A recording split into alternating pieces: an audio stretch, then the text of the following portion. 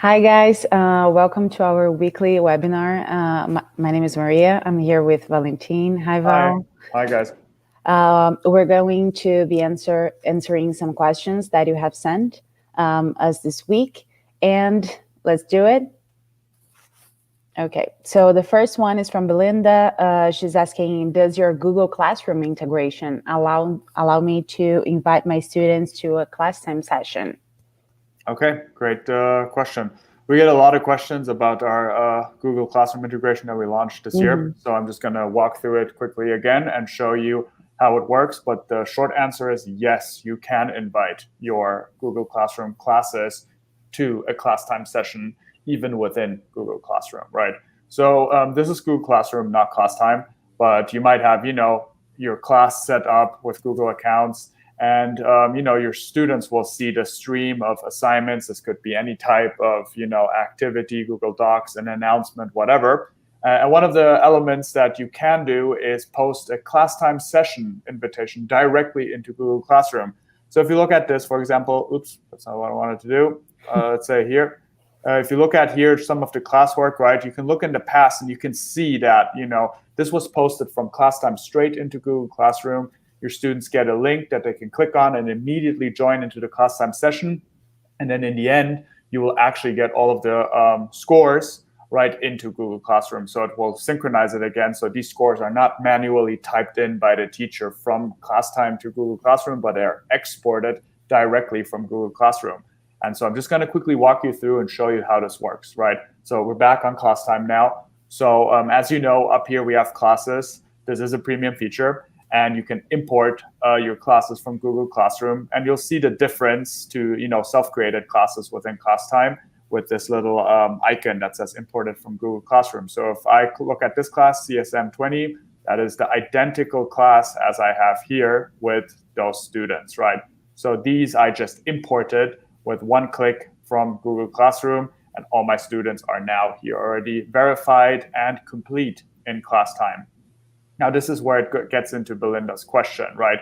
Can I invite my students to a session? So I've already started the session a few minutes ago. So this one. I'm just going to go back into the session. And as you can see, there's a code that usually students can use to join, but no students have joined yet. And this is where the Google Classroom integration comes in really handy. So what I can do now is I can click on Invite Class, and then I can pick my class, which again, you see the Google Classroom sign, and I can invite them. Usually I don't, by default, allow guest students. So only those 10 students that I'm going to invite are able to log in with their Google accounts.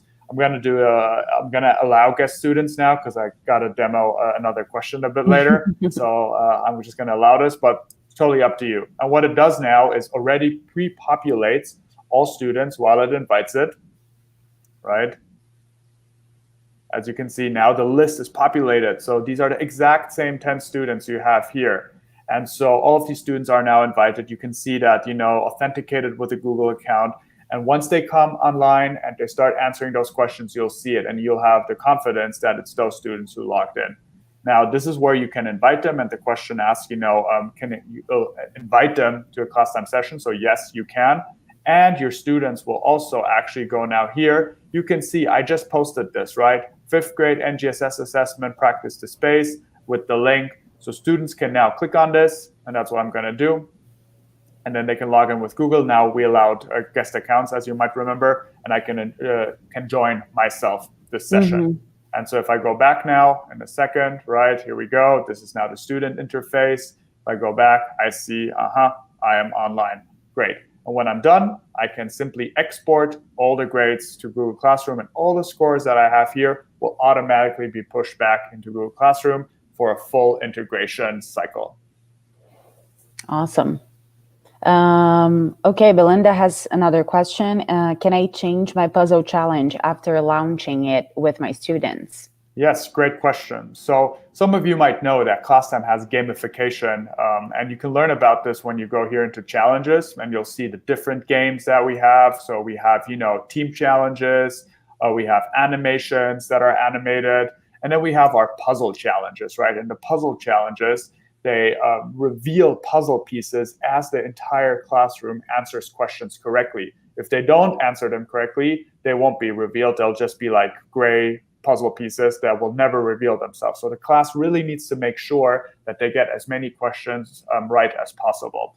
And you can use any of our pre-existing puzzles, or you can upload your own. So if you go here to puzzle challenges, you can upload any puzzle challenge image that you'd like, right? So these are my own, like the cookie and the petri dish and the Taj Mahal and coffee. This was a game we did with the Yellowstone National Park, right? So you can upload them all. And when you have a session, you can launch them. And so keep in mind that only a teacher will see the puzzle, or at least launch it, and then needs to screen share it with their students. So great, Konstantin, actually very reliable teammate of ours, always answers the questions when I invite him. Fantastic. So half of our demo is already done. You can see now, right? This is the puzzle challenge that I launched, just in case that was a bit too fast. I'm in the session, and optionally I click on Launch Collaborative Challenges, and then I pick any of my challenges. So these are my own puzzle challenges that I created, and then here are the other ones that we provided you with as a default. And so now I launched it, and you can see the Taj Mahal.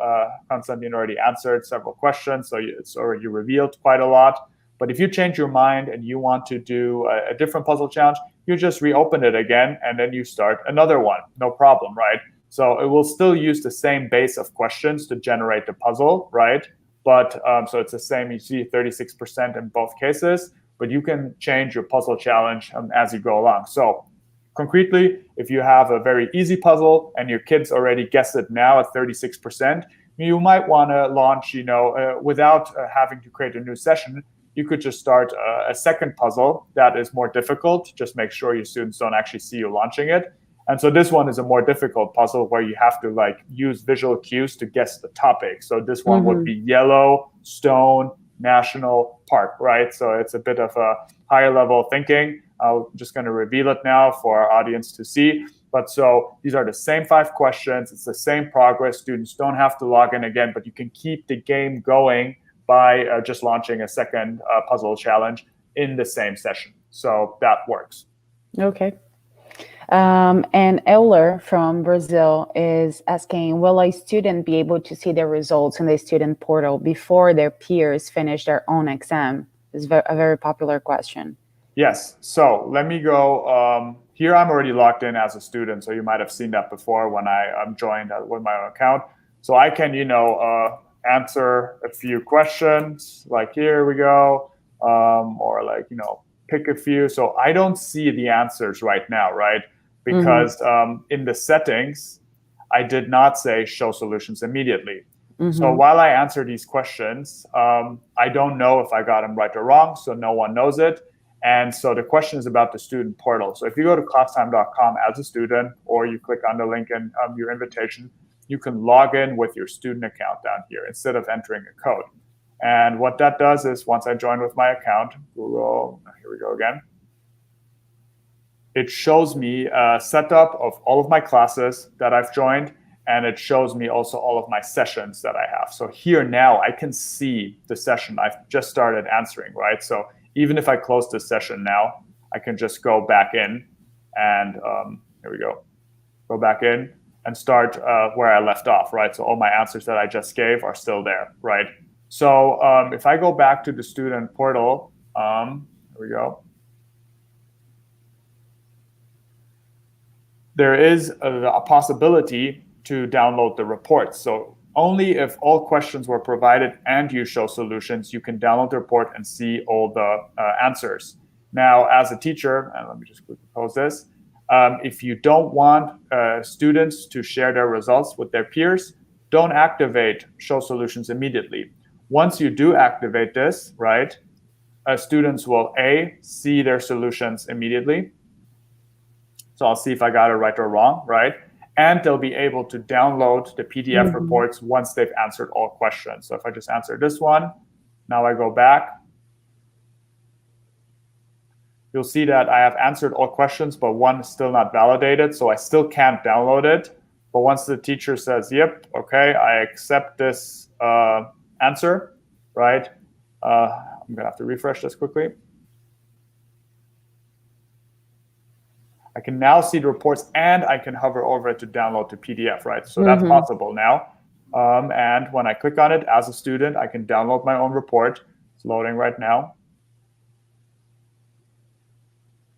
Taking a second. Okay, taking a bit while now. We'll check in back later. But anyway, you can download the reports, and then you can see them as a student and look through them. And then you can share the results. If you don't want that, just uncheck it again, and students won't be able to download the report. Awesome. Okay, the last one is from Claudia. She's asking, I've tried to assign partial points to a multiple choice question, and it didn't work. When can I give partial points? Mm-hmm. So partial points is pretty straightforward. It's a setting. So if you're in a session and you can give partial points for any type of points you've assigned, 1 point, 3 points, 10 points, doesn't matter. You can go into settings, and then you can click on enable partial grading. That's the setting you want to do. And then our system will automatically assign partial points. So you see, actually, in this case, Konstantin's grade just changed, score changed to 2.6 from previously, if I now deactivate it again, 2, right? So he got some partial points for a partially correct answer that he has given. And so this is, basically predefined by Classtime. So you can just activate or deactivate this partial point scoring. But I will also let our audience know that we are currently already working on our next generation of partial scoring, which means you can manually override scoring, and you can also define different scoring systems so that you can get the partial scoring that you want for your students. So that's something that you can look forward to in the upcoming months. Okay. Well, thank you, Val, for answering all the questions. If you have any questions or feedback, please leave a comment or direct message us. We will be seeing you in our next webinar. And please follow us, become a member of our Classtime community on Facebook as well. The link is here. So very good to see you. Absolutely. Take care, everyone. Take care. Bye-bye.